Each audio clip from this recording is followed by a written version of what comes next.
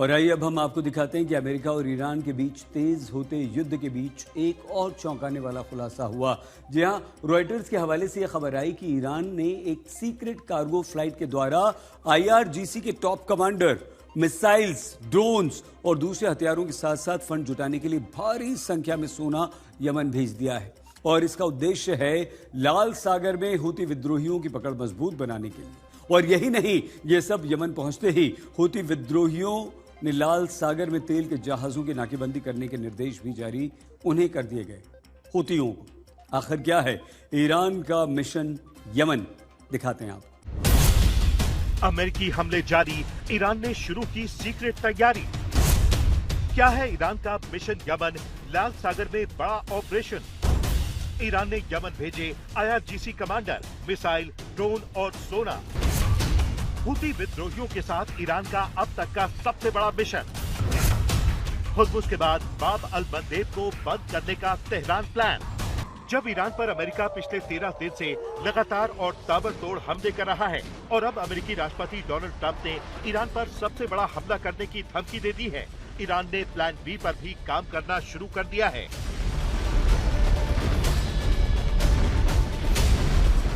आपको बता दें कि यमन के हूती विद्रोहियों ने रेड सी में सऊदी अरब के 2 तेल टैंकर एनसेलिया और लैला पर बैलिस्टिक मिसाइलों, क्रूज मिसाइलों और ड्रोन से हमला किया। संगठन का कहना है कि दोनों जहाजों में आग लग गई।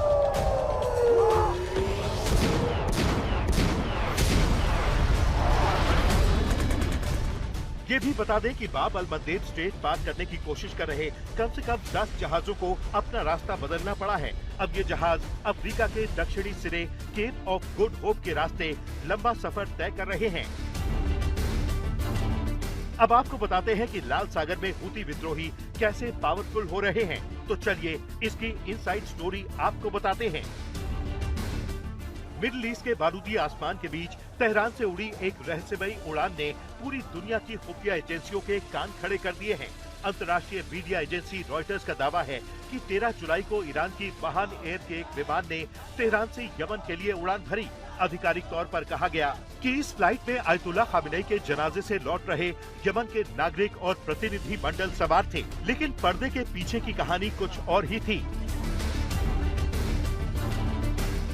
खुफिया सूत्रों के हवाले से मिली जानकारी के मुताबिक इस विमान में केवल आम नागरिक नहीं थे, बल्कि इसमें सवार थे ईरान की इस्लामिक रेवोल्यूशनरी गार्ड कॉर्प्स यानी IRGC के 10 से 21 सीनियर सैन्य कमांडर और रणनीतिकार। इनके साथ मौजूद था शॉर्ट और मीडियम रेंज मिसाइलों का जखीरा, ड्रोन्स के आधुनिक कलपुर्जे और हूती अभियानों की फंडिंग के लिए भेजा गया भारी मात्रा में सोना। यानी ईरान ने हूती विद्रोहियों को ट्रेनिंग और दिशा देने के लिए IRGC के टॉप कमांडर्स यमन भेजे। रेड सी में तबाही मचाने के लिए ईरान ने यमन पहुंचाए एडवांस मिसाइल और ड्रोन पार्ट्स। युद्ध की फंडिंग के लिए तेहरान से सीक्रेट फ्लाइट के जरिए यमन भेजा गया भारी मात्रा में सोना।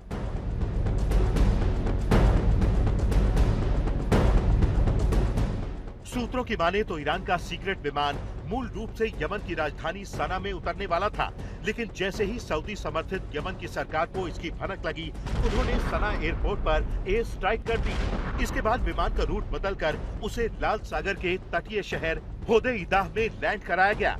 यमन उतरते ही IRGC के इन कमांडरों ने हूती विद्रोहियों को नए मिसाइल सिस्टम की ट्रेनिंग देनी शुरू कर दी।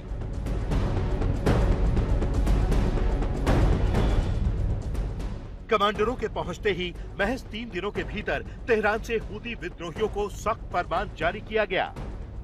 अगर अमेरिका ईरान के पावर इंफ्रास्ट्रक्चर पर हमला करता है तो हूती विद्रोही तुरंत लाल सागर के मुख्य तेल बार को पूरी तरह से ब्लॉक कर देंगे।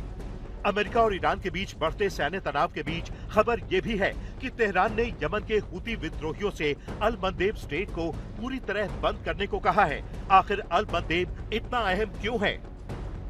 ये महज 20 से 26 किलोमीटर चौड़ा एक समुद्री रास्ता है जो लाल सागर को अदन की खाड़ी और हिंद महासागर से जोड़ता है। अरबी में इसका मतलब होता है आंसुओं का दरवाजा, और इस वक्त ये सचमुच वैश्विक अर्थव्यवस्था के लिए आंसुओं की वजह बनता दिख रहा है। दुनिया का लगभग 10 से 12% तेल यानी रोजाना 80 लाख बैरल से ज्यादा कच्चा तेल इसी संकरे रास्ते से होकर गुजरता है। अगर एशिया और यूरोप के बीच सफर करने वाले जहाजों के लिए ये रास्ता बंद हो जाता है तो उन्हें पूरे अफ्रीका महाद्वीप का चक्कर लगाकर जाना पड़ेगा। इससे न केवल जहाजों का समय 10 से 14 दिन तक बढ़ जाएगा, बल्कि शिपिंग कॉस्ट और ईंधन की दरें आसमान छूने लगेगी।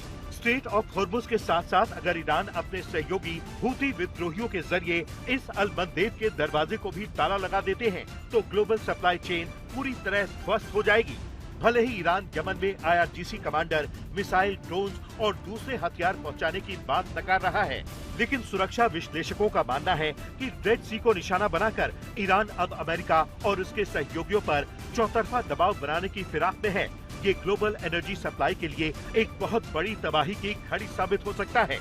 आज तक ब्यूरो।